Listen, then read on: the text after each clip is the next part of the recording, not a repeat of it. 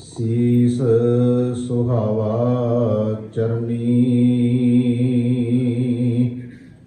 ਮੁਖ ਸੁਹਾਵਾ ਜਾ ਤਉ ਜਸ ਗਾਵੈ ਜਿਉ ਪਾਇਆ ਤਉ ਸ਼ਰਨੀ ਜੇਤਾ ਜਿਉ ਪਿੰਡ ਸਭ ਤੇਰਾ ਤੂੰ ਅੰਤਰ ਜਾਮੀ ਪੁਰਖ ਭਗਵਾਨ ਦਾਸਨ ਦਾਸ ਕਹੈ ਜਨ ਨਾਨਕ ਜੇਹਾ ਤੂੰ ਕਰਾਹੇ ਤੇਹਾ ਹਉ ਕਰੀ ਵਖਿਆਨ। ਧੰਨ ਵਾਹਿਗੁਰੂ ਜੀ। ਮਾਰੂ ਮਹਿਲਾ ਨੌਵਾਂ। ਅਬ ਮੈਂ ਕਹਾ ਕਰੋ ਰੀ ਮਾਈ ਸਗਲ ਜਨਮ ਬਿਖਿਆਨ ਸਿਉ ਖੋਇਆ ਸਿਮਰਿਓ ਨਾਹੇ ਕਨਹਈ ਰਹਾਉ ਕਾਲ ਫਾਸ ਜਬ ਗਰ ਮਹਿ ਮੇਲੀ ਦੇਹ ਸੁਧ ਸਭ ਬਿਸਰਾਈ ਰਾਮ ਨਾਮ ਬਿਨ ਯਾ ਸੰਕਟ ਮਹਿ ਕੋ ਅਬ ਹੋਤ ਸਹਾਈ ਜੋ ਸੰਪਤ ਆਪਣੀ ਕਰ ਮਾਨੀ ਛਿਨ ਮਹਿ ਭਈ ਪਰਾਈ ਕਹੋ ਨਾਨਕ ਯਹ ਸੋਚ ਰਹੀ ਮਨ ਹਰ ਜਸ ਕਬਹੂ ਨ ਗਾਈ ਜੋ ਸੰਪਤ ਆਪਣੀ ਕਰ ਮਾਨੀ ਛਿਨ ਮਹਿ ਭਈ ਪਰਾਈ ਕਹੋ ਨਾਨਕ ਯਹ ਸੋਚ ਰਹੀ ਮਨ ਹਰ ਜਸ ਕਬਹੂ ਨ ਗਾਈ। ਵਾਹਿਗੁਰੂ ਜੀ ਕਾ ਖਾਲਸਾ ਵਾਹਿਗੁਰੂ ਜੀ ਕੀ ਫਤਿਹ। ਪਰਮ ਸਨਮਾਨਯੋਗ ਚਬਰ ਛਤਰ ਤਖਤ ਦੇ ਮਾਲਕ ਜੁਗੋ ਜੁਗ ਅਟਲ ਧੰਨ ਧੰਨ ਸਤਿਗੁਰੂ ਗੁਰੂ ਗ੍ਰੰਥ ਸਾਹਿਬ ਜੀ ਦੀ ਪਾਵਨ ਗੋਦ ਵਿੱਚ ਸੁਭਾਏਮਾਨ ਗੁਰੂ ਸਵਾਰੇ ਸਤਸੰਗੀ ਜਨੋ, ਧੰਨ ਸਤਿਗੁਰੂ ਗੁਰੂ ਗ੍ਰੰਥ ਸਾਹਿਬ ਜੀ ਦੀ ਰਹਿਮਤ ਬਖਸ਼ਿਸ਼ ਦਾ ਸਦਕਾ ਹਫ਼ਤਾਵਾਰੀ ਦੀਵਾਨ ਦੀਆਂ ਹਾਜ਼ਰੀਆਂ ਭਰ ਕੇ ਸਤਿਗੁਰਾਂ ਦੀ ਪਾਵਨ ਪਵਿੱਤਰ ਗੁਰਬਾਣੀ ਦੇ ਪਾਠ ਗੁਰਬਾਣੀ ਕੀਰਤਨ ਆਪ ਜੀਆਂ ਨੇ ਸਰਵਣ ਕੀਤਾ ਹੈ। ਸਤਿਗੁਰੂ ਗੁਰੂ ਤੇਗ ਬਹਾਦਰ ਸੱਚੇ ਪਾਤਸ਼ਾਹ ਜੀ ਦੇ ਸ਼ਬਦਾਂ ਦੀ ਲੜੀਵਾਰ ਚੱਲ ਰਹੀ ਕਥਾ ਹੁਣ ਤੱਕ ਅਸੀਂ ਗੁਰੂ ਤੇਗ ਬਹਾਦਰ ਮਹਾਰਾਜ ਜੀ ਦੇ ਸਤਸੰਗ ਜੀ ਤਕਰੀਬਨ 44 ਸ਼ਬਦ ਜਿਹੜੇ ਉਹ ਵਿਚਾਰ ਚੁੱਕੇ ਹਾਂ ਤੇ 15 ਰਾਗਾਂ ਵਿੱਚੋਂ ਅਸੀਂ 12 ਰਾਗਾਂ ਤੇ ਪਹੁੰਚੇ। ਇਹ 12ਵੇਂ ਰਾਗ ਦਾ ਦੂਸਰਾ ਸ਼ਬਦ ਹੈ। 12 ਰਾਗ ਤਰਤੀਬ ਵਿੱਚ ਨਹੀਂ ਮੈਂ ਕਹਿ ਰਿਹਾ, ਗੁਰੂ ਤੇਗ ਬਹਾਦਰ ਸਾਹਿਬ ਜੀ ਦੇ 15 ਰਾਗਾਂ ਵਿੱਚੋਂ ਕਹਿ ਰਿਹਾ। ਉਹਨਾਂ ਦੇ 15 ਰਾਗਾਂ ਵਿੱਚੋਂ ਸਤਿਗੁਰੂ ਦਾ ਇਹ 12ਵੇਂ ਰਾਗ ਦਾ ਦੂਸਰਾ ਸ਼ਬਦ ਆਪ ਜੀ ਜੋ ਸਕਰੀਨ ਤੇ ਦੇਖ ਰਹੇ ਹੋ, ਇਸ ਸ਼ਬਦ ਦੇ ਇਸ ਰਾਗ ਦੇ ਵਿੱਚ 3 ਸ਼ਬਦ ਹਨ। ਇੱਕ ਦੀ ਅਸੀਂ ਵਿਚਾਰ ਕਰ ਚੁੱਕੇ ਹਾਂ, ਇਹ ਦੂਸਰਾ ਸ਼ਬਦ ਹੈ ਤੇ ਸਤਿਗੁਰੂ ਜਿਵੇਂ ਬਖਸ਼ਿਸ਼ ਕਰਨਗੇ ਆਪਾਂ ਇਸ ਦੀ ਵਿਚਾਰ ਸਤਿਗੁਰੂ ਦੀ ਬਖਸ਼ੀ ਹੋਈ ਮਤ ਬੁੱਧ ਅਨੁਸਾਰ ਕਰਨ ਦਾ ਯਤਨ ਕਰਾਂਗੇ। ਜਿਤਨੀ ਸੰਗਤ ਗੁਰੂ ਚਰਨਾਂ 'ਚ ਤੁਸੀਂ ਬੈਠੇ ਹੋ, ਮਨ ਦੇ ਟਿਕਾਓ ਇਕਾਗਰਤਾ ਦੇ ਲਈ ਆਓ ਸਾਰੇ ਮਿਲ ਕੇ ਉਚਾਰਨ ਕਰੀਏ, ਕੋਈ ਰਸਨਾ ਵਾਂਝੀ ਨਾ ਰਹੇ। ਪਿਆਰ ਸਹਿਤ ਆਖੀਏ ਜੀ ਸਤਨਾਮ ਸ੍ਰੀ ਵਾਹਿਗੁਰੂ ਜੀ। ਕਰੋ ਸਾਰੇ ਕਿਰਪਾ ਸਤਨਾਮ ਸ੍ਰੀ ਵਾਹਿਗੁਰੂ ਜੀ। ਸਹਿਬ ਸਤਿਗੁਰੂ ਗੁਰੂ ਤੇਗ ਬਹਾਦਰ ਮਹਾਰਾਜ ਜੀ ਬਖਸ਼ਿਸ਼ ਕਰ ਰਹੇ ਨੇ। ਮਾਰੂ ਮਹਿਲਾ ਨੌਵਾਂ, ਮਾਰੂ ਰਾਗ ਦਾ ਨਾਂ ਹੈ। ਮਹਿਲੇ 9ਵੇਂ ਤੋਂ ਭਾਵ ਗੁਰੂ ਤੇਗ ਬਹਾਦਰ ਮਹਾਰਾਜ ਜੀ ਉਚਾਰਨ ਕਰਤਾ ਨੇ ਸ਼ਬਦ ਦੇ ਅੱਗੇ ਸਾਹਿਬ ਕਿਰਪਾ ਕਰਦੇ ਨੇ ਅਬ। ਇੱਕ ਇੱਕ ਤੁਕ ਨੂੰ ਅਸੀਂ ਸਮਝਾਂਗੇ ਸ਼ਬਦ ਨੂੰ।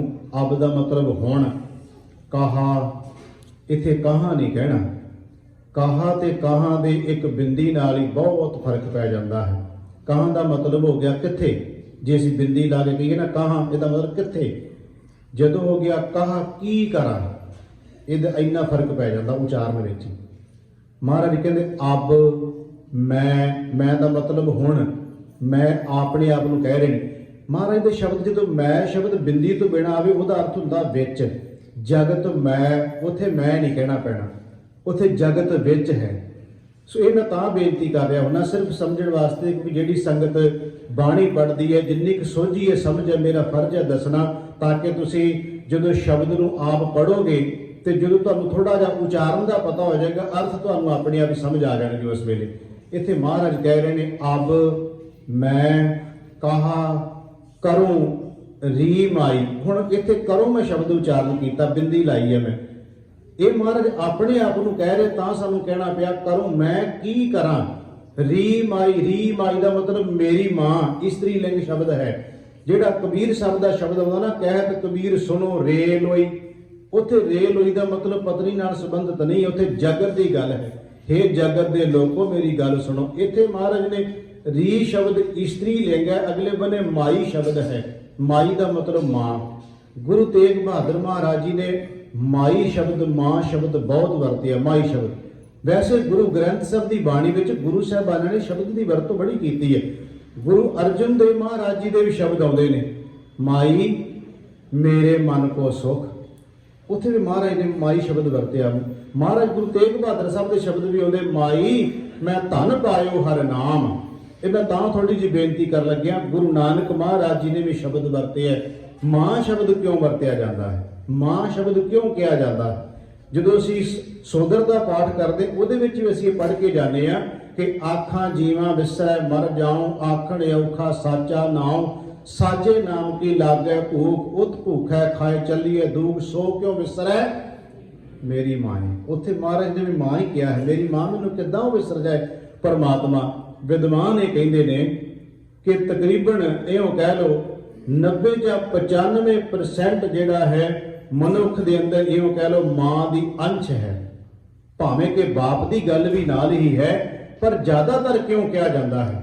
ਕਿਉਂਕਿ ਮਾਂ ਨੇ ਅਸਲ ਵਿੱਚ ਜਦੋਂ ਪੁੱਤ ਨੂੰ ਪਾਲਿਆ ਤੇ ਇੱਕ ਤਾਂ ਉਹਨੇ 9 ਮਹੀਨੇ ਪੇਟ ਵਿੱਚ ਰੱਖਿਆ, ਦੂਸਰਾ ਉਹਨੇ ਆਪਣੇ ਖੂਨ ਨੂੰ ਜੋ ਕੁਦਰਤ ਵੱਲੋਂ ਬਣਾਇਆ ਹੋਇਆ ਉਹਦਾ ਖੂਨ ਦੁੱਧ ਬਣ ਕੇ ਬੱਚੇ ਦੇ ਅਸਲ ਅੰਦਰ ਗਿਆ ਹੋਇਆ ਹੈ। ਤੁਸੀਂ ਦੇਖੋ 90 ਸਾਲ ਦੀ ਉਮਰ ਵੀ ਹੋ ਜਾਏ ਸਾਡੀ, ਤੇ 90 ਸਾਲ ਦੀ ਉਮਰ ਵਿੱਚ ਵੀ ਜਦੋਂ ਕਿਤੇ ਸਾਨੂੰ ਕੋਈ ਚੋਟ ਲੱਗੇ ਜਾਂ ਸਾਨੂੰ ਕੋਈ ਦੁੱਖ ਆਵੇ, ਕਦੀ ਕੋਈ ਬੰਦਾ ਨਹੀਂ ਕਹਿੰਦਾ ਹਾਏ ਪਿਤਾ, ਹਾਏ ਬਾਪ ਨਹੀਂ ਕੋਈ ਕਹਿੰਦਾ। ਉਦੋਂ ਅਸੀਂ ਇਹ ਕਹਿੰਦੇ ਹਾਏ ਮਾਂ। ਮਾਂ ਹੀ ਸ਼ਬਦ ਨਿਕਲਦਾ ਹੈ। ਗੁਰੂ ਤੇਗ ਬਹਾਦਰ ਸੱਚੇ ਪਾਤਸ਼ਾਹ ਮਹਾਰਾਜ ਜੀ ਇੱਥੇ ਕਹਿ ਰਹੇ ਨੇ, ਸਾਨੂੰ ਸਮਝਾ ਰਹੇ ਨੇ ਅਸਲ ਵਿੱਚ ਗੁਰਮੁਖੋ। ਇਹ ਆਪਾਂ ਇਹ ਨਹੀਂ ਕਹਾਂਗੇ ਕਿ ਗੁਰੂ ਤੇਗ ਬਹਾਦਰ ਮਹਾਰਾਜ ਜੀ ਦਾ ਐਸਾ ਜੀਵਨ ਹੈ ਜੋ ਸ਼ਬਦ ਵਿੱਚ ਕਹਿ ਰਹੇ, ਨਹੀਂ। ਆਪਾਂ ਕਿੰਨੇ ਸ਼ਬਦ ਹੁਣ ਤੱਕ ਗੁਰੂ ਸਾਹਿਬ ਦੇ ਵਿਚਾਰੇ ਨੇ। ਮਹਾਰਾਜ ਆਪਣੇ ਤੇ ਬਹੁਤ ਗੱਲ ਲੈਂਦੇ ਆ। ਜਦੋਂ ਔਗਣਾਂ ਦੀ ਗੱਲ ਵੀ ਆਉਂਦੀ ਆਪਣੇ ਤੇ ਬਹੁਤ ਲੈ ਲੈਂਦੇ ਕਿ ਮੈਂ ਭਰਿਆ ਪਿਆ ਔਗਣਾਂ ਦੇ ਨਾਲ। ਇੱਥੇ ਮਹਾਰਾਜ ਕਿਰਪਾ ਕਰ ਰਹੇ ਨੇ, ਗੁਰੂ ਤੇਗ ਬਹਾਦਰ ਸੱਚੇ ਪਾਤਸ਼ਾਹ ਕਹਿੰਦੇ ਨੇ ਮੇਰੀ ਮਾਂ ਦੱਸ ਮੈਂ ਹੁਣ ਕੀ ਕਰਾਂ। ਅਬ ਮੈਂ ਕਹਾ ਕਰੂੰ ਰੀ ਮਾਈ, ਮੇਰੀ ਮਾਂ ਦੱਸ ਕੀ ਕਰਾਂ ਹੁਣ ਮੈਂ। ਕਿਉਂ ਕਹਿ ਰਹੇ ਨੇ ਅਗਲੀ ਤੁਕ ਵਿੱਚ ਕਲੀਅਰ ਕਰਦੇ ਨੇ ਗੱਲ ਨੂੰ। ਸਗਲ ਜਨਮ ਬਿਖਿਆਨ ਸਿਉ ਖੋਇਆ, ਸਿਮਰਿਓ ਨਾਹੇ ਕਢਾਈ। ਕਢਾਈ ਦਾ ਅਰਥ ਕਨ੍ਹਈਆ, ਕਨ੍ਹਈਆ ਮਤਲਬ ਪਰਮਾਤਮਾ। ਇਹ ਸ਼ਬਦ ਭਾਵੇਂ ਇਹਦਾ ਅਰਥ ਕ੍ਰਿਸ਼ਨ ਹੈ, ਪਰ ਅਸੀਂ ਇਹਦਾ ਅਰਥ ਕ੍ਰਿਸ਼ਨ ਨਹੀਂ ਕਰਾਂਗੇ, ਅਰਥ ਇਹਦਾ ਪਰਮਾਤਮਾ ਹੀ ਕਰਾਂਗੇ। ਕਿਉਂਕਿ ਬਾਣੀ ਵਿੱਚ ਬੀਠਲ ਸ਼ਬਦ ਆਵੇ, ਬਾਣੀ ਵਿੱਚ ਨਾਰਾਇਣ ਸ਼ਬਦ ਆਵੇ, ਬਾਣੀ ਵਿੱਚ ਹਰੀ ਸ਼ਬਦ ਆਵੇ, ਬਾਣੀ ਵਿੱਚ ਰਾਮ ਸ਼ਬਦ ਆਵੇ, ਇਹ ਜਿਹੜੇ ਸ਼ਬਦ ਆਉਂਦੇ ਨੇ ਪਰਮਾਤਮਾ ਵਾਸਤੇ ਹੀ ਆਏ ਨੇ। ਉਹ ਪਰਮਾਤਮਾ ਵਾਸਤੇ ਸ਼ਬਦ ਵਰਤੇ। ਇੱਥੇ ਮਹਾਰਾਜ ਕਹਿੰਦੇ ਨੇ ਮੈਂ ਉਸ ਪਰਮਾਤਮਾ ਨੂੰ, ਵਾਹਿਗੁਰੂ ਨੂੰ, ਪਰਮੇਸ਼ਰ ਨੂੰ ਸਿਮਰਿਆ ਨਹੀਂ ਤੇ ਕੀ ਕੀਤਾ, ਮੇਰੀ ਮਾਂ ਮੇਰੀ ਉਮਰ ਬੀਤ ਗਈ। ਸਗਲ ਜਨਮ ਵਿਖਿਆਨ, ਵਿਖਿਆਨ ਦਾ ਮਤਲਬ ਹੁੰਦਾ ਵਿਖ, ਯਹਿਰ, ਯਹਿਰ ਦਾ ਮਤਲਬ ਹੈਗਾ ਵਿਸ਼ੇ ਵਿਕਾਰ। ਤੇ ਕੀ ਇਹ ਗੁਰੂ ਤੇਗ ਬਹਾਦਰ ਮਹਾਰਾਜ ਜੀ ਦੇ ਥੋੜਾ ਢੁਕਦਾ ਸ਼ਬਦ ਵੀ ਮਹਾਰਾਜ ਕਹਿੰਦੇ ਮੇਰੀ ਜ਼ਿੰਦਗੀ ਵਿਸ਼ੇ ਵਿਕਾਰਾਂ 'ਚ ਨਿਕਲ ਗਈ? ਨਹੀਂ। ਉਹਨਾਂ ਨੇ ਜਦੋਂ ਸਾਨੂੰ ਸਮਝਾਉਣਾ ਸੀ ਤੇ ਆਪਣੇ ਤੇ ਲੈ ਲਿਆ, ਕਹਿਣ ਲੱਗੇ ਐਦਾਂ ਤਰਲਾ ਲਓ ਆਪਣੇ ਗੁਰੂ ਕੋਲੇ, ਪਰਮੇਸ਼ਰ ਦੇ ਕੋਲੇ ਆ ਕੇ ਕਿ ਸਾਡੀ ਇੰਨੀ ਉਮਰ ਮਹਾਰਾਜ ਲੰਘ ਚੁੱਕੀ ਹੈ ਵਿਸ਼ੇ ਵਿਕਾਰਾਂ ਦੇ ਵਿੱਚ। ਹੁਣ ਤੁਸੀਂ ਤਰਸ ਕਰੋ, ਰਹਿੰਦੀ ਦੀ ਬਾਕੀ ਉਮਰ ਜਿਹੜੀ ਮਹਾਰਾਜ ਤੁਹਾਡੀ ਕਿਰਪਾ ਨਾਲ ਸਫਲ ਕਰ ਸਕੀਏ। ਆਓ ਹੁਣ ਗੁਰੂ ਗ੍ਰੰਥ ਸਾਹਿਬ ਦੀ ਬਾਣੀ ਵਿੱਚੋਂ ਤੱਕ ਇਹ ਸੀ ਰਹਾਉ ਵਾਲੀਆਂ ਤੁਕਾਂ ਤੇ ਸ਼ਬਦ ਦਾ ਮੂਲ ਭਾਵ ਇਹਦੇ ਵਿੱਚ ਹੀ ਹੈ। ਹੁਣ ਗੁਰੂ ਗ੍ਰੰਥ ਸਾਹਿਬ ਦੀ ਬਾਣੀ ਵਿੱਚੋਂ ਤੱਕਾਂਗੇ। ਸਤਿਗੁਰੂ ਗੁਰੂ ਨਾਨਕ ਦੇਵ ਸੱਚੇ ਪਾਤਸ਼ਾਹ ਮਹਾਰਾਜ ਜੀ ਕਹਿੰਦੇ ਨੇ 10 ਬਾਲਪਨ 20 ਰਮਨ ਤੀਸਾ ਕਾ ਸੁੰਦਰ ਕਹਾਵੈ 40 ਸੀ ਪੁਰ ਹੋਏ 85 60 ਕੇ ਬਡੇਪਾ ਆਵੈ 70 का मतहीन 80 क्या विहार न पावे 90 का से जसनी मूल न जाने आप बल टंडोलम ढूंढम डिठ में नानक जग धुएं का धौल। ਇਹਦੇ ਅਰਥ ਕੀ ਨੇ? ਮਹਾਰਾਜ ਗੁਰੂ ਨਾਨਕ ਸੱਚੇ ਪਾਤਸ਼ਾਹ ਦਾ ਸ਼ਬਦ ਹੈ। ਮਹਾਰਾਜ ਕਹਿੰਦੇ ਨੇ 10 ਬਾਲਪਨ। ਬਾਲਪਨ ਦਾ ਮਤਲਬ ਹੈ ਬਚਪਨਾ। 10 ਜਿਹੜੇ ਨੇ ਮਹਾਰਾਜ ਕਹਿੰਦੇ ਬਚਪਨੇ ਚ ਨਿਕਲ ਗਏ। ਜਿਹੜਾ ਗੁਰੂ ਤੇਗ ਬਹਾਦਰ ਦਾ ਸ਼ਬਦ ਚੱਲ ਰਿਹਾ ਨਾ, अब मैं कहा करूं री माई सगल जन विज्ञान स्यों खोया सिमरियो नाहे कन्हाई। मैं ओदी व्याख्या कर रहा। महाराज कह रहे ने गुरु नानक देव सच्चे पातशाह कहते 10 बालपन 20 रमन। महाराज कहते पहला 10 दे विच बचपना सी, 20 दा हो गया हुण। महाराज कहते जवान भर जवानी जोबन विच है। तीसा का सुंदर 30 साल मतलब 30 दा हो गया। बड़ा खूबसूरत लगदा, बड़ा सुंदर लगदा है। पर जोबन जवानी विच है। मारे कहते तीसा का सुंदर कहावे। तो फिर जो 40 सी और कहते 40 तो उत्ते फिर 85 का अर्थ 85 नहीं, इत्थे 50 है क्योंकि 10 ही महाराज गिनती करते जा रहे हैं। महाराज कहते 40 तो ऊपर हो गया, हुण 50 का हो गया। पग खिस्सा, पग खिस्से का मतलब हुण संभालण की कोशिश तो करता अपने आप को, पर संभालिया जा नहीं रहा। मारे कहते 50 तो बाद फिर 10 और जोड़ लो 60 कै बुढ़ेपा आवे। मारे कहते 60 का हुण बुढ़ेपा आ गया। 70 का मतहीन 17 का होया है। हुण समझ कोई नहीं लगती पई मैं की बोला, की कवां, की ना कवां। हुण जद इह शब्द नूं मैं विचार रहा सी ते इह शब्द साध संगत जी उन्हां दे उत्ते नहीं टुकेगा जिन्हां ने अपनी सुरत नूं गुरु नाल जोड़िया। बाणी चों कह लग्या मारे कहते गुरमुख बुढ़े कदे नाई जिन्ना अंतर सुरत ज्ञान। हुण जे असीं इह कह लईए 17 का मतहीन हो जाता है ते गुरु अमरदास महाराज जी ते 62 साल की उम्र में जाके इधर आए थे। वो 12 साल सेवा करने तो बाद 74 साल की उम्र जाके तो गुरता गद्दी संभालते हैं। फिर ये गल रट टुक सकती है भी 70 का मतहीन हो जाता है। इस उन्हां वास्ते जिहदा जिक्र गुरु तेग बहादुर महाराज जी कह रहे हैं कि सगल जन्म विघियन स्यों खोया सिमरियो नाहे कन्हाई। जिन्हां ने सिमरिया नहीं, याद नहीं किया परमेश्वर, उन्हां दा जिक्र कर रहे हैं। ते गुरु नानक साहब भी उन्हां दा जिक्र कर रहे हैं। 10 बालपन 20 रमन तीसा का सुंदर कहावै। महाराज कहते 40 ऊपर होए 85 60 के बुढ़ेपा आवे। 70 का मतहीन 80 का व्यवहार ना पावे। इत्थे व्यवहार का अर्थ ये नहीं है। कई बार कई कहेंगे ये हुण 70 80 का हो गया, इहदे नाल हुण कोई विहार कर ली। उत्थे विहार का अर्थ कामकार नहीं भी विहार नहीं करना चाहिए। उत्थे मतलब उहदे कोलों नहीं कुछ हो रहा होना। जिन्हों भगत बेणी जी ने कहा कि नैनो नीर बह तन खीना भय केस दुधवानी रूदा कंठ शब्द नहीं उचरे अब क्या करे प्राणी। वो गल चल रही है जिन्हों सतगुरु की बाणी विच भगत कबीर साहब जी ने कहा है। वो कह लगे 12 वर्ष बालपन बीते 20 वर्ष कछ तप ना कियो 30 वर्ष कछ देव न पूजा फिर पछताना बिरद भय। उत्थे जो असीं इहदे अर्थ करांगे ना उदों ये करने पैणगे कि 12 वर्ष बालपन बीते 20 वर्ष उत्थे 12 ते 20 नूं जोड़ना पैना है। इहदे अर्थ इदां होणगे 12 ते 20 जोड़ोगे ते 32 हो जाने आ। ते 32 तो बाद जो सीधा कहता ना कि 12 वर्ष बालपन बीते 20 वर्ष का स्थापना की 30 वर्ष का देव न पूजा फिर पछताना बिरद भयो। 30 साल का बंदा बुढ़ा नहीं हुंदा। वो 32 ते 30 जोड़ोगे तो 62 बनने हैं। वो आपे बड़े बे चलिया गया। इस तरह बाणी जो समझना होवे ना तो बाणी के जो अर्थ असीं समझते हैं तां ही थोड़ा जिहा मैं जिहड़ा अर्थां नूं खोलण की कोशिश करदा ज़्यादातर वो इस करके ताकि सानूं पता लग रहा हर थां ते एक गल नहीं चलती हुंदी। उत्थे महाराज ने 10 की गिनती करती 100 तक लै गए। इत्थे कबीर साहब ने गिनती की कि 12 तो 20 32 जोड़ोगे 32 तो सीधे 30 जोड़ोगे तो 62 बन जाने हैं। कबीर साहब जी कह रहे हैं 12 वर्ष बालपन बीते 20 वर्ष का स्थापना कियो 30 वर्ष का देव न पूजा फिर पछताना बिरद भयो मेरी मेरी करते जन्म गयो साहिल शोक ਭੁਜੰਗ ਬੜੇ ਹੋ, ਕਹਿਣ ਲੱਗੇ ਹੁਣ ਸਰੋਵਰ ਸੁੱਕ ਗਿਆ। ਭੁਜੰਗ ਦਾ ਅਰਥ ਹੁੰਦਾ ਡੌਲੇ ਬਾਹਾਂ ਦੀ ਤਾਕਤ ਚਲੀ ਗਈ। ਤੇ ਹੁਣ ਕਰਦਾ ਕੀ ਹੈ, ਜਿਹੜੀ ਗੁਰੂ ਤੇਗ ਬਹਾਦਰ ਮਹਾਰਾਜ ਜੀ ਬਚਨ ਕਰ ਰਹੇ ਨੇ, ਮਹਾਰਾਜ ਕਹਿੰਦੇ ਹੁਣ ਪਤਾ ਨਹੀਂ ਕਰਨਾ ਚਾਹੁੰਦਾ ਹੈ, ਸੁੱਕੇ ਸਰਵਰ ਪਾਲ ਬੰਧਾਵੇ। ਮਹਾਰਾਜ ਕਹਿੰਦੇ ਸਰੋਵਰ ਤਾਂ ਸੁੱਕ ਗਿਆ ਸਾਰਾ।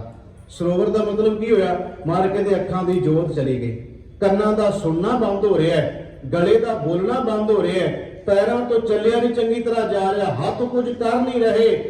ਤੇ ਕਬੀਰ ਸਾਹਿਬ ਜੀ ਕਹਿੰਦੇ ਹੁਣ ਕਹਿੰਦਾ ਮੈਂ ਸਰੋਵਰ ਦੇ ਵਿੱਚ ਨਾ ਵੱਟ ਪਾ ਦਿਆਂ ਤਾਂ ਕਿ ਪਾਣੀ ਨਾ ਕਿਤੇ ਹੁਣ ਵੱਟਾਂ ਮਾਰਨ ਦਾ ਯਤਨ ਕਰਦਾ। ਮੰਨ ਲਓ ਬਿਲਕੁਲ ਖਿਮਾ ਕਰ ਦਿਓ ਜੇ ਕੋਈ ਬੰਦਾ 70-80 ਸਾਲ ਦੀ ਉਮਰ ਜਾ ਕੇ ਜਦੋਂ ਅੱਖਾਂ ਦੀ ਜੋਤ ਬੰਦ ਹੋ ਜਾਏ ਉਦੋਂ ਜਾ ਕੇ ਕਹੇ ਮੈਂ ਤਾਂ ਪਰਾਏ ਰੂਪ ਤੱਕਣੇ ਛੱਡ ਦੇ, ਤੂੰ ਥੋੜਾ ਛੱਡ ਦਿੱਤੇ ਹੈ, ਇਹ ਤਾਂ ਜੋਤ ਹੀ ਜਵਾਬ ਦੇਗੀ, ਤੂੰ ਥੋੜਾ ਛੱਡੇ। ਜਦੋਂ ਸੁਣਨਾ ਬੰਦ ਹੋ ਜਾਏ ਬੰਦਾ ਕਹੇ ਮੈਂ ਤਾਂ ਚੁਗਲੀ ਨਿੰਦਿਆ ਹੁਣ ਨਹੀਂ ਸੁਣਦਾ, ਤੂੰ ਨਹੀਂ ਸੁਣਦਾ, ਤੇਰੇ ਅੱਖ ਸੱਚ ਤੇਰੇ ਕੰਨ ਜਵਾਬ ਦੇ ਗਏ ਨੇ। ਮਹਾਰਾਜ ਕਹਿੰਦੇ ਜਦੋਂ ਟਾਈਮ ਸੀ ਇਹਨਾਂ ਨੂੰ ਸੰਭਾਲਣ ਦਾ ਉਦੋਂ ਨਹੀਂ ਸੰਭਾਲਿਆ, ਜਦੋਂ ਇਹ ਜਵਾਬ ਦੇ ਕੇ ਹੁਣ ਕਹਿੰਦਾ ਸੁੱਕੇ ਸਰਵਰ ਪਾਲ ਬੰਧਾਵੇ, ਲੁਣੇ ਖੇਤ ਹੱਥ ਵਾਰ ਕਰੇ। ਕਹਿੰਦੇ ਖੇਤ ਕੱਟਿਆ ਗਿਆ, ਹੁਣ ਬਾੜਾ ਕਰਦਾ ਫਿਰਦਾ, ਹੁਣ ਵਾੜ ਕਰਨ ਦਾ ਕੀ ਫਾਇਦਾ ਹੈ? ਲੁਣੇ ਖੇਤ ਹੱਥ ਵਾੜ ਕਰੇ। ਕਹਿੰਦੇ ਹੁਣ ਲਾਭ ਕੋਈ ਨਹੀਂ। ਸਤਿਗੁਰੂ ਇੱਥੇ ਕਹਿ ਰਹੇ ਨੇ ਕਿ ਹੇ ਜੀਵ, ਇਹ ਗੱਲ ਨੂੰ ਸਮਝ ਕੇ ਜਦੋਂ ਤੈਨੂੰ ਪਤਾ ਲੱਗ ਗਿਆ ਜਿੰਨਾ ਸਮਾਂ ਲੰਘ ਗਿਆ ਨਾ ਉਹਦੇ ਤੇ ਪਛਤਾਵਾ ਕਰ ਲਾ ਜੇ ਕੀਤਾ ਜਾ ਸਕਦਾ, ਤੇ ਆਉਣ ਵਾਲੇ ਨੂੰ ਸੰਭਾਲ ਲੈ। ਇਹ ਸ਼ਬਦ ਵਿੱਚ ਮਹਾਰਾਜ ਇਹ ਗੱਲ ਸਮਝਾਉਣਾ ਚਾਹੁੰਦੇ। ਬਾਬਾ ਫਰੀਦ ਸਾਹਿਬ ਦਾ ਬੜਾ ਪਿਆਰਾ ਸ਼ਲੋਕ ਯਾਦ ਆ ਗਿਆ। ਬਾਬਾ ਫਰੀਦ ਸਾਹਿਬ ਜੀ ਕਹਿੰਦੇ ਜੋਬਨ ਜਾਂਦੇ ਨਾ ਡਰਾਂ, ਕਿਉਂਕਿ ਅਸੀਂ ਇਸ ਪੰਕਤੀ ਤੇ ਬੋਲ ਰਹੇ ਹਾਂ ਕਿ ਸਗਲ ਜਨਮ ਵਿਖਿਆਨ ਸਿਉ ਖੋਇਆ, ਸਿਮਰਿਓ ਨਾਹੇ ਕਨਾਈ। ਉਹ ਵਿਸ਼ੇ ਵਿਕਾਰਾਂ 'ਚ ਰੁੜ ਗਿਆ ਸਾਡਾ ਜੀਵਨ, ਅਸੀਂ ਸਿਮਰਿਆ ਨਹੀਂ ਉਹਨੂੰ। ਤੇ ਬਾਬਾ ਫਰੀਦ ਸਾਹਿਬ ਜੀ ਕਹਿ ਰਹੇ ਨੇ ਜੋਬਨ ਜਾਂਦੇ ਨਾ ਡਰਾਂ, ਮੇਰੀ ਜਵਾਨੀ ਚਲੀ ਗਈ ਮੈਨੂੰ ਕੋਈ ਡਰ ਨਹੀਂ। ਜੋਬਨ ਜਾਂਦੇ ਨਾ ਡਰਾਂ, ਜੇ ਸ਼ਹਿ ਪ੍ਰੀਤ ਨਾ ਜਾਏ। ਕਹਿਣ ਲੱਗੇ ਜਦੋਂ ਪ੍ਰਮਾਤਮਾ ਵਾਹਿਗੁਰੂ ਦੇ ਨਾਲ ਪ੍ਰੀਤੀ ਬਣੀ, ਉਹ ਪ੍ਰੀਤ ਨਾ ਟੁੱਟ ਜਾਏ, ਜੋਬਨ ਜਾਂਦਾ ਤੇ ਚਲਿਆ ਜਾਏ। ਕਿਉਂਕਿ ਕਿੱਤੀ ਜੋਬਨ ਪ੍ਰੀਤ ਬਿਨ ਫਰੀਦਾ, ਕਿੱਤੀ ਜੋਬਨ ਪ੍ਰੀਤ ਬਿਨ ਸੁੱਕ ਗਏ ਕੁਮਲਾਏ। ਕਹਿਣ ਲੱਗੇ ਬੜੇ ਵੇਖੇ ਜਿਹੜੇ ਸੁੱਕ ਗਏ ਬੂਟੇ, ਜਿਹੜੇ ਭਾਵ ਕਿ ਸਰੀਰ ਰੂਪੀ ਅਸੀਂ ਸੁੱਕ ਗਏ ਬੂਟੇ, ਇਹਨਾਂ ਨੂੰ ਹਰਿਆ ਭਰਿਆ ਪਰਮਾਤਮਾ ਵਾਹਿਗੁਰੂ ਦੇ ਨਾਮ ਤੇ ਗੁਣਾ ਨਾਲ ਹੀ ਕੀਤਾ ਜਾ ਸਕਦਾ ਹੈ। ਸੋ ਸਾਹਿਬ ਇੱਥੇ ਕਹਿ ਰਹੇ ਨੇ ਗੁਰੂ ਤੇਗ ਬਹਾਦਰ ਸੱਚੇ ਪਾਤਸ਼ਾਹ ਜੀ ਕਹਿੰਦੇ ਨੇ ਅਬ ਮੈਂ ਕਹਾ ਕਰੂ ਰੀ ਮਾਈ, ਹੇ ਮੇਰੀ ਮਾਂ ਦੱਸ ਮੈਂ ਕੀ ਕਰਾਂ, ਸਗਲ ਜਨਮ ਵਿਖਿਆਨ ਸਿਉ ਖੋਇਆ। ਮੇਰਾ ਜਨਮ ਜਿਹੜਾ ਜੀਵਨ ਜਿਹੜਾ ਵਿਸ਼ੇ ਵਿਕਾਰਾਂ 'ਚ ਰੁੜ ਗਿਆ ਹੈ, ਸਿਮਰਿਓ ਨਾਹੇ ਕਨਾਈ, ਮੈਂ ਉਹਨੂੰ ਯਾਦ ਨਹੀਂ ਕੀਤਾ। ਤੇ ਇਹਨੂੰ ਆਪਣੇ ਤੇ ਲੈ ਲਓ ਕਿ ਸਾਡਾ ਕਿੰਨਾ ਕੁ ਜਿਹੜਾ ਜੀਵਨ ਜਿਹੜਾ ਬਾਕੀ ਦਾ ਰਹਿੰਦਾ ਸੀ ਉਹਨੂੰ ਸੰਭਾਲਣਾ, ਲੰਘ ਚੁੱਕਿਆ ਜਿਹੜਾ ਉਹਦੇ ਵਿੱਚ ਇੰਨਾ ਕੁ ਸੋਚ ਲਈਏ ਜਿਹੜੇ ਲੰਘ ਚੁੱਕੇ ਦੇ ਵਿੱਚ ਅਸੀਂ ਕਿੰਨੇ ਕੁ ਗੁਣ ਕਮਾਏ, ਕਿੰਨੇ ਕੁ ਚੰਗੇ ਕਰਮ ਕੀਤੇ, ਤੇ ਜੇ ਨਹੀਂ ਕੀਤੇ ਤੇ ਆਉਣ ਵਾਲੇ ਨੂੰ ਸੰਭਾਲ ਲਈਏ। ਅੱਗੇ ਮਹਾਰਾਜ ਕਹਿ ਰਹੇ ਨੇ ਗੁਰੂ ਤੇਗ ਬਹਾਦਰ ਸੱਚੇ ਪਾਤਸ਼ਾਹ ਪਹਿਲੇ ਬੰਦ ਵਿੱਚ ਕਹਿੰਦੇ ਕਾਲ ਫਾਸ ਜਬ ਗਰ ਮਹਿ ਮੇਲੀ। ਇਹਦਾ ਮਤਲਬ ਹੋ ਗਿਆ ਕਾਲ ਫਾਸ, ਕਾਲ ਮੌਤ ਦੀ ਫਾਹੀ। ਇੱਥੇ ਗਰ ਸ਼ਬਦ ਮਹਾਰਾਜ ਨੇ ਵਰਤਿਆ, ਇਹਦਾ ਅਰਥ ਗਲਾ ਹੀ ਹੈ। ਭਾਵੇਂ ਉੱਥੇ ਲੱਲਾ ਸ਼ਬਦ ਨਹੀਂ ਆਇਆ, ਪਰ ਇਹਦਾ ਅਰਥ ਜਿਹੜਾ ਹੈ ਗਲਾ ਹੀ ਹੈ। ਕਾਲ ਫਾਸ ਮੌਤ ਨੇ ਜਬ ਗਰ ਮੈਂ ਗਲੇ ਵਿੱਚ ਮੇਲੀ, ਭਾਵ ਕੇ ਪਾ ਦਿੱਤੀ ਫਾਹੀ। ਮਹਾਰਾਜ ਕਹਿੰਦੇ ਨੇ ਹੋਇਆ ਫਿਰ ਕੀ, ਕਾਲ ਫਾਸ ਜਬ ਗਰ ਮੈਂ ਮੇਲੀ। ਮਹਾਰਾਜ ਕਹਿੰਦੇ ਨੇ ਕਿ ਤੇ ਸੁਧ ਸਭ ਬਿਸਰਾਈ। ਇੱਥੇ ਸੁਧ ਦਾ ਅਰਥ ਆਪਾਂ ਮਹਾਰਾਜ ਦੇ ਤਕਰੀਬਨ ਜਿਹੜੇ ਹੁਣ ਆ ਤਿੰਨ ਸ਼ਬਦ ਆਪਾਂ ਪਿੱਛੇ ਵਿਚਾਰੇ ਨੇ ਨਾ, ਉਹਦੇ ਵਿੱਚ ਸੁਧ ਸ਼ਬਦ ਬਹੁਤ ਆਇਆ।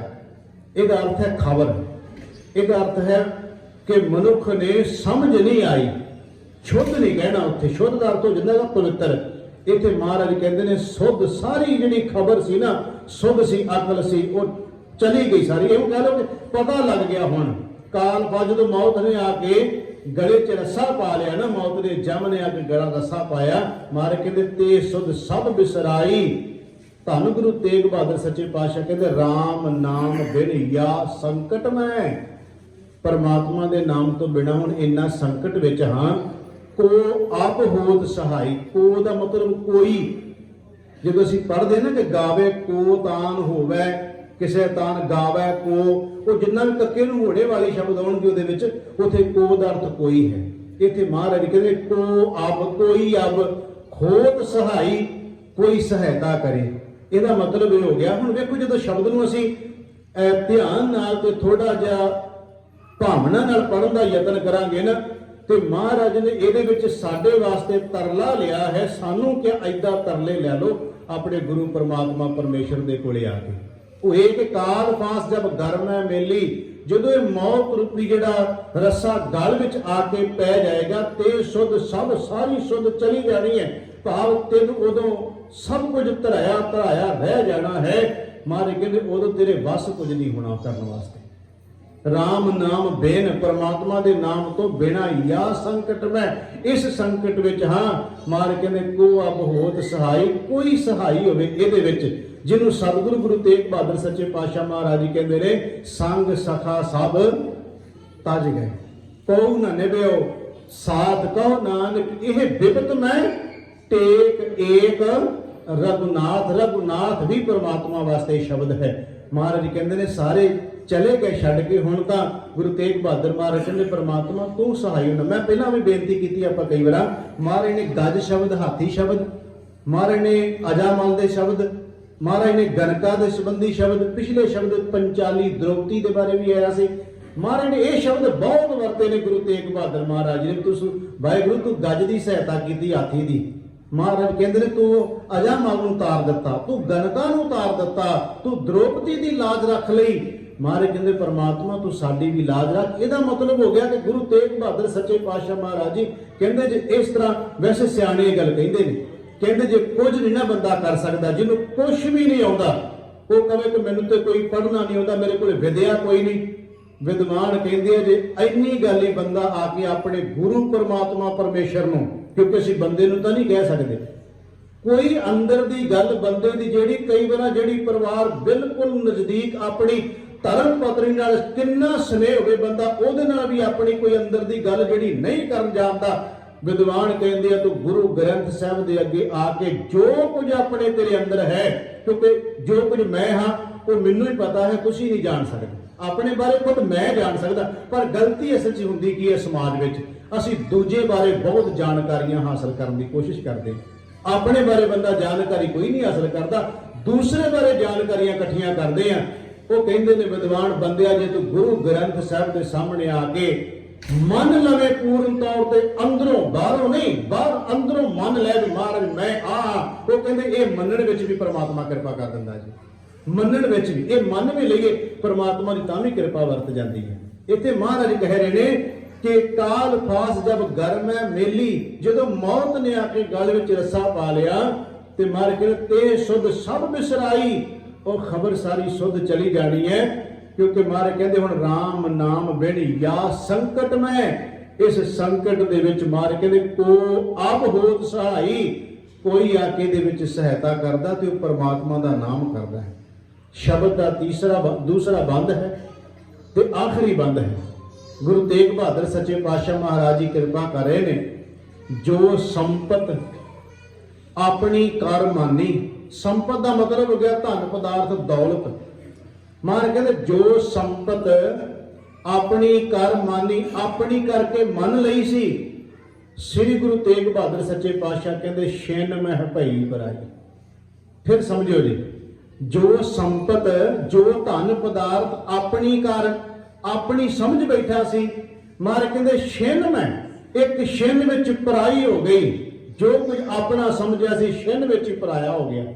ਜਿਹਨੂੰ ਸਤਿਗੁਰੂ ਗੁਰੂ ਗ੍ਰੰਥ ਸਾਹਿਬ ਦੀ ਬਾਣੀ ਵਿੱਚ ਮਹਾਰਾਜ ਕਹਿੰਦੇ ਨੇ ਕਿ हे ਬੰਦਿਆ, ਜਿਹਨੂੰ ਤੂੰ ਆਪਣਾ ਆਪਣਾ ਕਹਿ ਕੇ ਧਨ ਦੌਲਤ ਸੰਪਤ ਨੂੰ ਆਪਣਾ ਆਪਣਾ ਕਰਕੇ ਸਮਝਦਾ ਹੈ ਨਾ, ਇਹ ਇੱਕ ਛਿਨ ਵਿੱਚ ਪਰਾਇਆ ਹੋ ਜਾਂਦਾ ਹੈ।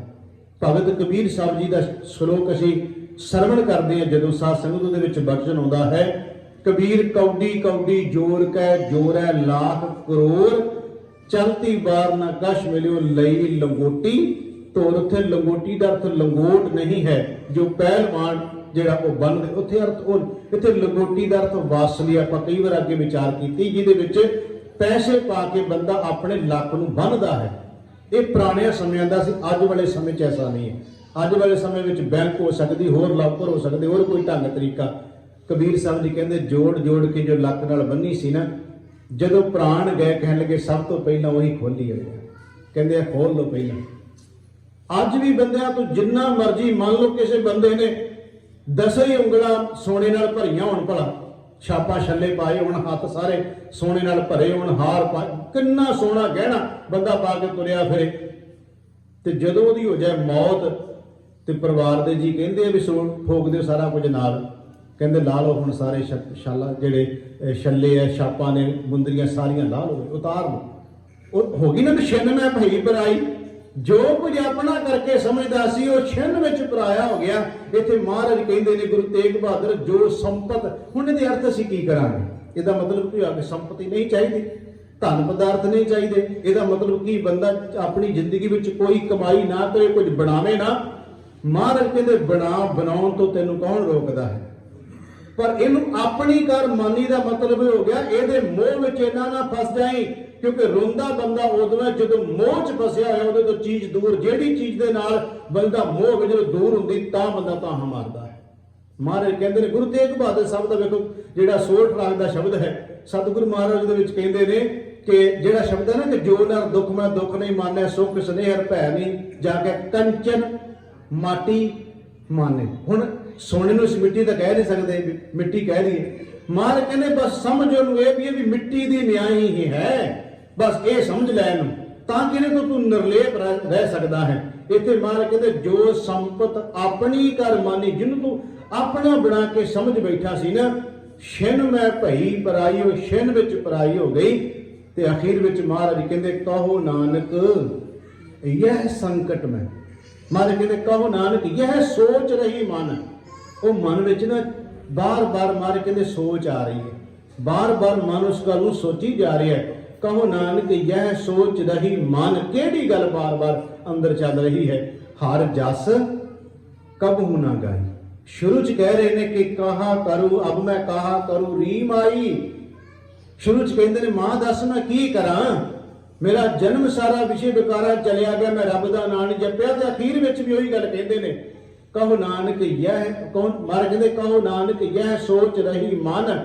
ਹੇ ਮੇਰੀ ਮਾਂ, ਮੇਰੇ ਮਨ ਵਿੱਚ ਬਸ ਕੋਈ ਸੋਚ ਤੁਰੀ ਜਾਂਦੀ ਹੈ ਕਿ ਹਰ ਜਸ ਕਬਹੂ ਨਾ ਗਾਈ, ਮੈਂ ਹਰੀ ਦਾ ਜਸ ਨਹੀਂ ਕੀਤਾ। ਇਹਦਾ ਮਤਲਬ ਹੋ ਗਿਆ, ਆਪਾਂ ਸ਼ੁਰੂ 'ਚ ਵੀ ਕਿਹਾ ਤੇ ਹੁਣ ਮੈਂ ਬੇਨਤੀ ਕਰਨ ਲੱਗਿਆ ਸਮਾਪਤੀ ਤੇ, ਇਹ ਸ਼ਬਦ ਨੂੰ ਅਸੀਂ ਆਪਣੇ ਤੇ ਟਿਕਾਉਣਾ ਹੈ, ਆਪਣੇ ਬਾਰੇ ਕਹਿਣਾ ਕਿ ਅਸੀਂ ਇਹ ਸਾਰੇ ਸ਼ਬਦ ਨੂੰ ਆਪਣੇ ਤੇ ਲੈਣਾ ਕਿ ਹੇ ਮੇਰੀ ਮਾਂ, ਮੇਰਾ ਇੰਨਾ ਜਨਮ ਚਲਿਆ ਗਿਆ, ਮੈਂ ਇੰਨਾ ਜਨਮ ਪਹਿਲਾਂ ਵਿਕਾਰਾਂ 'ਚ ਗਵਾ ਲਿਆ, ਹੁਣ ਮੈਂ ਇਸ ਨੂੰ ਸੰਭਾਲਿਆ ਨਹੀਂ, ਮੈਂ ਸੰਪਤ ਜਿਹੜਾ ਧਨ ਸੰਪਤ ਆਪਣਾ ਕਰਕੇ ਸਮਝ ਬੈਠਾ ਹਾਂ, ਮੈਂ ਇਸ ਸੰਕਟ ਵਿੱਚ ਆ, ਮੇਰੀ ਕੋਈ ਸਹਾਇਤਾ ਕਰੇ, ਮੈਂ ਹਰੀ ਦਾ ਜਸ ਨਹੀਂ ਕਰਦਾ। ਇੱਥੇ ਅਸੀਂ ਇਹਦੇ ਅਰਥ ਆਪਣੇ ਤੇ ਲੈਣੇ ਨੇ ਸਾਰੇ, ਤੇ ਆਪਣੇ ਗੁਰੂ ਕੋਲੇ ਆ ਕੇ ਕਹਿਣਾ ਸੱਚੇ ਪਾਤਸ਼ਾਹ ਜੇਤਾ ਸਮੁੰਦ ਸਾਗਰ ਨੀਰ ਭਰਿਆ, ਤੇ ਔਗਣ ਹਮਾਰੇ, ਦਇਆ ਕਰੋ ਕਿਛ ਮਿਹਰਿਓ ਪਾਵੋ ਡੁੱਬਦੇ ਪੱਥਰ ਤਾਰੇ। ਇੱਥੇ ਆ ਕੇ ਇਹ ਤਰਲਾ ਲੈਣਾ ਹੈ ਕਿ ਨਿਰਪ ਕੰਨਿਆ ਕੇ ਕਾਰਨ ਇੱਕ ਭਇਆ ਭੇਖ ਧਾਰੀ, ਕਾ ਮਾਰਤੀ ਸਵਾਰਤੀ ਵਾਕੀ ਪੈਜ ਸਵਾਰੀ, ਤਬ ਗੁਣ ਕਹਾ ਜਗਤ ਗੁਰਾ ਜੋ ਕਰਮ ਨ ਨਾਸੈ, ਸਿੰਘ ਸ਼ਰਨ ਕਤ ਜਾਈਏ ਜੋ ਜੰਬਕ ਗਰਾਸੈ, ਏਕ ਬੂੰਦ ਜਲ ਕਾਰਨੇ ਚਾਰਤਕ ਦੁਖ ਪਾਵੈ। ਕਹਿੰਦੇ ਜਦੋਂ ਡੁੱਬ ਗਿਆ ਸਾਗਰ ਮਿਲੇ ਫੁਨ ਕਾਮ ਨਾ ਆਵੇ। ਭਗਤ ਜੀ ਕਹਿੰਦੇ ਨੇ ਮੈਂ ਨਾਹੀ ਕਿਛ ਹਉ ਨਾਹੀ ਕਿਛ ਆਹੇ ਨ ਮੋਰਾ, ਅਵਸਰ ਲੱਜਾ ਰਾਖ ਲਿਓ ਸਦਨਾ ਜਨ ਤੋਰਾ। ਹੈ ਵੈਗੁਰੂ ਬਸ ਤੇਰੀ ਸ਼ਰਨ ਵਿੱਚ ਆਇਆ, ਤੂੰ ਆਪਣੇ ਬਿਰਦ ਦੀ ਲਾਜ ਰੱਖ ਲੈ। ਅੱਜ ਵਾਲਾ ਸ਼ਬਦ ਸਾਨੂੰ ਅਰਦਾਸ ਵੀ ਸਿਖਾਉਂਦਾ ਹੈ, ਆਪਣੇ ਅੰਦਰ ਦੀ ਵੇਦਨਾ ਵੀ ਦੱਸਣ ਦਾ ਢੰਗ ਤਰੀਕਾ ਦੱਸਦਾ ਹੈ। ਮਾਲਕ ਕਿਰਪਾ ਕਰੇ, ਸਤਿਗੁਰੂ ਗੁਰੂ ਤੇਗ ਬਹਾਦਰ ਸੱਚੇ ਪਾਤਸ਼ਾਹ ਰਹਿਮਤ ਬਖਸ਼ਿਸ਼ ਕਰਨ, ਸਾਨੂੰ ਇਹ ਸ਼ਬਦ ਦੀ ਸਮਝ ਆ ਜਾਏ, ਆਪਣੇ ਜੀਵਨ ਨੂੰ ਸਵਾਰਨ ਦਾ ਯਤਨ ਕਰ ਲੈਣਾ ਚਾਹੀਦਾ। ਮਹਾਰਾਜ ਕਹਿੰਦੇ ਅਜਹੁ ਕਛ ਬਿਗੜਿਓ ਨਹੀਂ, ਕੁਝ ਨਹੀਂ ਵਿਗੜਿਆ। ਜਦੋਂ ਸਮਝ ਆ ਗਈ ਉਦੋਂ ਵੀ ਤੁਰ ਪਵੀਏ ਅਸੀਂ ਇਸ ਬੰਨੇ, ਤੇ ਮਹਾਰਾਜ ਕਹਿੰਦੇ ਤਾਂ ਵੀ ਪਰਮਾਤਮਾ ਦੀ ਕਿਰਪਾ ਹੋ ਸਕਦੀ ਹੈ। ਗੁਰੂ ਤੇਗ ਬਹਾਦਰ ਮਹਾਰਾਜ ਜੀ ਰਹਿਮਤ ਬਖਸ਼ਿਸ਼ ਕਰਨ। ਸਾਧ ਸੰਗਤ ਜੀ ਸ਼ਬਦ ਦੀ ਵਿਚਾਰ ਕਰਦਿਆਂ ਬੇਅੰਤ ਪ੍ਰਕਾਰ ਦੀਆਂ ਭੁੱਲਾਂ ਟੁੱਟਾਂ ਹੋ ਗਈਆਂ। ਸਤਿਗੁਰੂ ਜੀ ਤੇ ਸਾਧ ਸੰਗਤ ਬਖਸ਼ਣਯੋਗ ਹੈ। ਆਪ ਸਾਰੀ ਸੰਗਤ ਦਾ ਧੰਨਵਾਦ ਜਿਨ੍ਹਾਂ ਪਿਆਰ ਨਾਲ ਬੈਠ ਕੇ ਸਤਿਗੁਰੂ ਜੀ ਦੇ ਸਿਫਤ ਸਲਾਹ ਸਰਵਣ ਕੀਤੀ ਹੈ। ਇੰਨੀਆਂ ਬੇਨਤੀਆਂ ਪ੍ਰਵਾਨ ਕਰਦੇ ਹੋਏ ਭੁੱਲ ਚੁੱਕਾ ਦੀ ਖਿਮਾ ਦਿੰਦੇ ਹੋਏ ਪਿਆਰ ਸਹਿਤ ਆਖੋ ਜੀ ਵਾਹਿਗੁਰੂ ਜੀ ਕਾ ਖਾਲਸਾ, ਵਾਹਿਗੁਰੂ ਜੀ ਕੀ ਫਤਿਹ।